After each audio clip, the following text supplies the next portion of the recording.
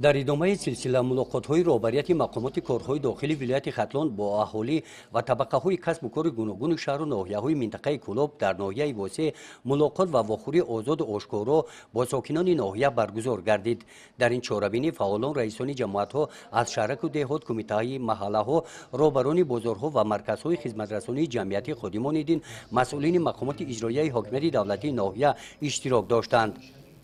سرداری ریاست وزارت کارهای داخلی در ولایت ختلان در آغاز سخنرانی ابراز داشت که این ملاقات و دیگر چهاربینی‌های معرفت حقوقی میلیسیای ختلان در دایره اجرایش دستور سپارش‌های اساسی‌های صلح و وحدت ملی پیشوای ملت پرزیدنت جمهوری تاجیکستان محترم امامعلی رحمان از سنه 9 مارس سال جاری که در ملاقات با فعالان جامعه و خادمان دین جهت مبارزه ضد تهدید و خطرهای جهانی معاصر، جنایت‌های متشکلانه، پیشگیری و شامل شوی جوانان به حزب و حرکت‌های افراطی، از بین بردن تمایل‌های منفی، ضرورت‌های خلل‌دار کننده ترتیبات آرامی جامعه و امنیت ملی، ریشه‌کن نمودن جنایتکاری بین نورسان جوانان و تربیت آنها در روحیه وطن‌دوستی و افتخار ملی در نزد مقامات حفظ حقوق وظیفه‌داری نموده بودند گذرانیده شد.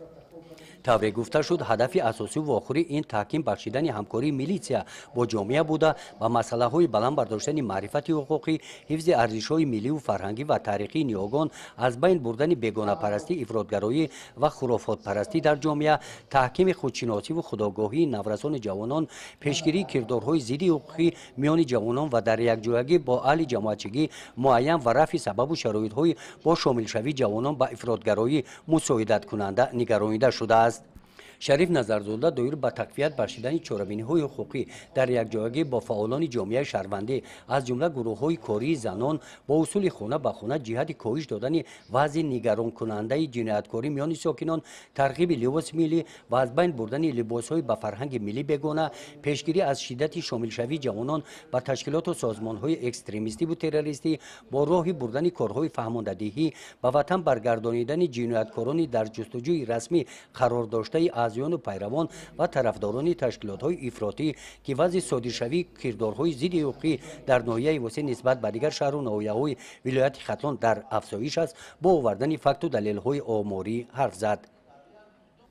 گفته شد که یکی از عامل‌های اساسی ضرورت‌های نامطلوبی و ترتیبات حقوقی و امنیت ملی خلل‌دار کننده این بی‌طرفی جامعه فعالان و اطرافیان بوده، ضمناً از استفاده وکالت‌های فعالان جامعه، پیران روزگار دیده و نفران آبرومند محل همچون طبقه پیشرفت جامعه در بنیاد و نگاهداشت سالمی جامعه و برطرف سازی ظهورات نامطلوب حرف زد. سردار مقامات کارهای داخلی در ولایت ختلان در ادامه از دستور سپارش‌های رهبریت عالی کشور جهت بلند برداشتن معرفت حقوقی نابالغان جوانان یادآور گردیده افزود که هدایت‌های پیوسته پیشوای معظم ملت محترم امامعلی رحمان هر یک ما را وظیفه‌دار می‌نماید که جهت بلند برداشتن معرفت حقوقی علمی و اخلاقی نسل نورس و جوانان، تربیت این طبقه آینده‌ساز در روحیه وطن‌دوستی و خودشناسی و پیش از همه دوست داشتن مقدسات و ارزش‌های ملی تمام قوای وایسته‌ها را سفربر نماییم.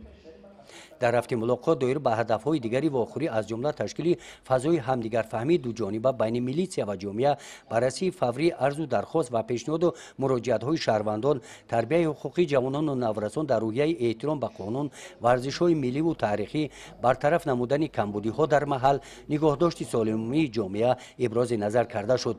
در فرجام رئیس ناحیه واسع برآمد نموده قید نمودند که جهت از بین بردن ظهورات‌های نامطلوب و خلل‌دار کننده ثبات و آرامی دست جمعانه تلاش می‌ورزیم.